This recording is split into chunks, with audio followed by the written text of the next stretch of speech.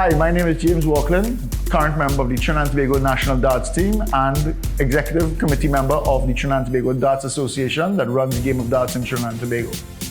We're here today just to explain the basics of the game of darts and to just run through the dimensions so that you can set it up at home and it's fun for the entire family. Here we have a standard dartboard, numbered 1 to 20 in a random pattern. This ring is worth 3 times the value of the number that's above. This outer ring is worth double the value. Common misconception is that the bullseye is the most valuable thing on the board. However, the bullseye is only worth 50 points, whereas the triple 20 is worth 60. The most common game played in darts is called 501, where you start at 501 points and work your way down to 0. The winner being the person that gets to 0 first. However, to get to 0, you must finish on a double.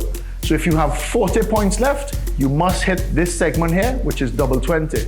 If you end up on 32, you have to hit double 16, and likewise 24, double 12. If you or your family wants to get into darts, you can contact the Trinidad and Tobago Darts Association and get all the equipment that's necessary. A standard board like this, which is used in the World Championships, is only $300, and you can get a set of darts for as little as $100. So for $400, you and your family could have hours of fun. So further to what James said about the dartboard, I am now going to explain the actual dart. It is comprised of points, the barrel, the stem, and the flight. So as you start to play and you continue to play, you will realize that each dart is different. And as you go along, you will realize that your weight needs to change. The main thing to remember is when choosing a dart, if you're a beginner, you don't go for a specific weight of the dart, weight of the barrel. You just start to play darts, start to enjoy your darts, then eventually you'll realize you need either a less weight or a heavier weight. So guys, now that we have explained to you the basics of darts, let's throw some darts.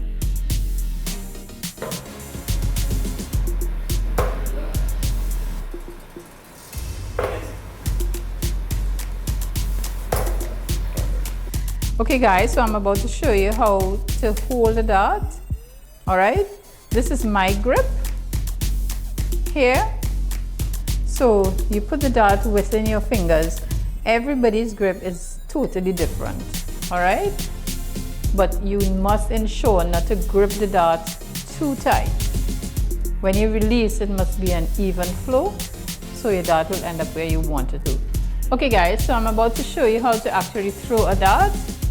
First thing you establish is your position on the hockey. My position is like this. Many players also stand either straight or at an angle.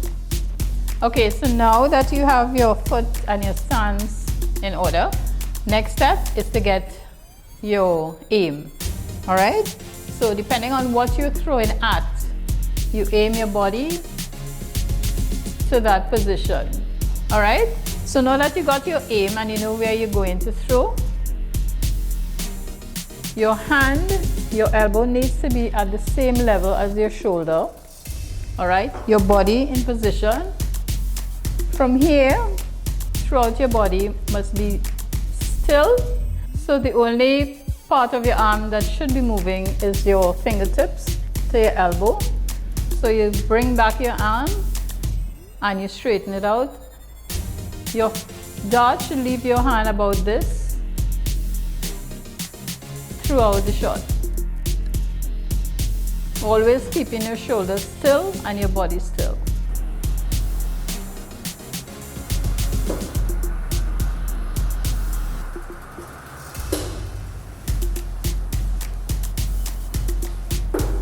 Hi, I'm Ramcharanof. And I'm James Walkin. And we are members of the Trinidad and Tobago Darts Association.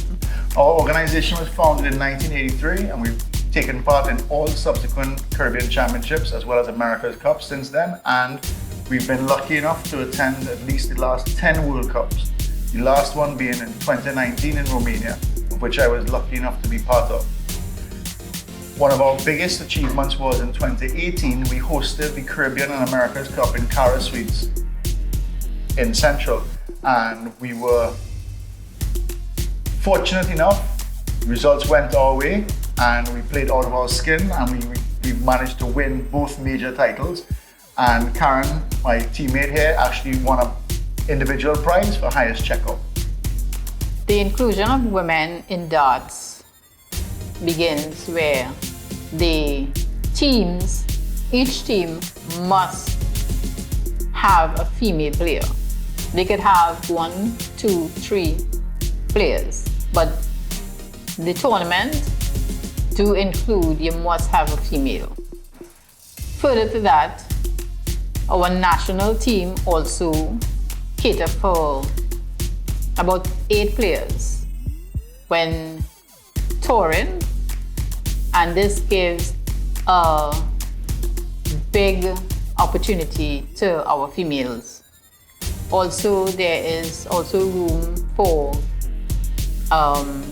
tournaments for female across America, across the UK. So with that in mind, prizes range from £500,000. So it's not only the men that could excel to the limit, the females can also be part of that too. And to carry on from that is that darts is actually one of the few sports where men and women compete on a level playing field. There's no gender barriers whatsoever. Men and women compete on the same stadia for the same prize money and have equal opportunity to win the top prize of the World Championship, which at the moment stands at £500,000. Within the next 5 years, obviously, we want to continue the good work that we've been doing. Through COVID, it's been very, very difficult. However, we are trying to achieve some level of self-sustainability, where we have our own fundraisers, we have entrance fees into tournaments, where we are able to send national team players or national teams, individuals to various tournaments around the world, of which I've been very fortunate to have been part of. One of the highlights of the last couple of years was the Caribbean Championship that we won in Cara Suites when we had hosted the event locally. It was a 10-year span where we actually won the event in the Bahamas in 2008, and then we won the tournament in 2018, which was fantastic. And one of the stalwarts of that team was a lady by the name of Nanette Brooks, who actually achieved probably one of the, I would say, one of the best sporting achievements in Trinidad and Tobago, and it's gone completely unrecognized. The most prestigious darting event in the region, which includes the entire Caribbean, Brazil and Belize, is the America's Cup. And Nanette Brooks is the only non-North American singles player to win an outright championship. And it's gone completely unnoticed and it should be recognized. I had the pleasure of playing with Nanette as a doubles partner, which we won in the last Caribbean Cup tournament, and we won doubles females.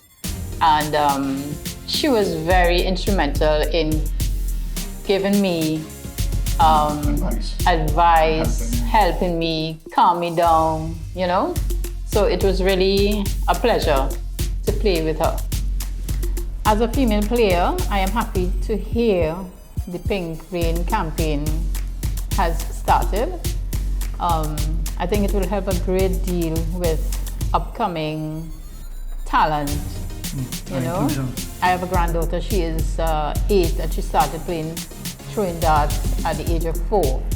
She played online tournaments as well. She played online tournaments also. Against players from America. From America, and it was great. She was so excited. She is so, you can tell the focus is so much there, you know, and it also helps with their arithmetic, you know, so the youth could benefit a whole lot. I also, sometime probably a year or so ago, tried to get it into schools, you know, which would be a great thing. And I think the association also When the last time we had the Caribbean Championship here, and speaking to the Canadian delegation, they got soft tip darts introduced into primary schools as a tool to help mental arithmetic, because as I explained earlier, it's a game of counting. I'm James Walkin. And I'm Karen Ramcharan. And we choose to challenge. So this is how you throw a dart.